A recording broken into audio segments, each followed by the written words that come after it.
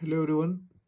आपलं काल जे युनियन बजेट झालं त्याच्यामध्ये गव्हर्नमेंटने एस-टी-टी चार्जेस वाढवले आहेत फ्युचर आणि ऑप्शनमध्ये.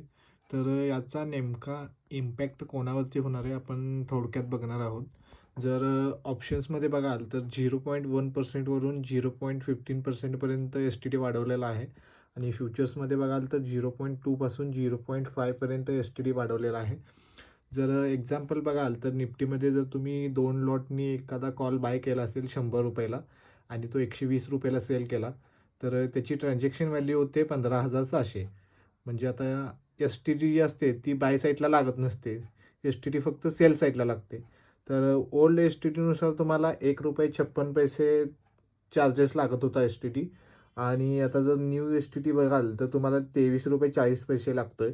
एक्स्ट्रा तुम्हाला ₹21 ते ₹22 द्यावे लागतात. ठीक आहे. फ्युचर्समध्ये बघाल तर निफ्टीचा फ्युचर तुम्ही 1 लॉटनी बाय केला आणि सेल 25,000लाच केला, त्याचा जो ट्रान्झॅक्शन व्हॅल्यू आहे तो 16,25,000 येतो आणि याच्यामध्ये फक्त सेल साईडलाच एस-टी-टी लागतो, बाय साईडला लागत नाही. ओल्ड एस-टी-टीनुसार तुम्हाला ₹325 द्यावे लागत होते आणि न्यू एस-टी-टीनुसार तुम्हाला ₹812 द्यावे लागतात.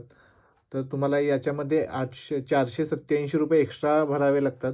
हा थोडा जास्त आहे एस-टी-टी, याचा खरा इम्पॅक्ट जो आहे तो स्कॅल्परवरती, स्मॉल टार्गेट जे ठेवतात त्यांच्यावरती आणि जे मल्टिपल ट्रेड करतात यांच्यावरती होणार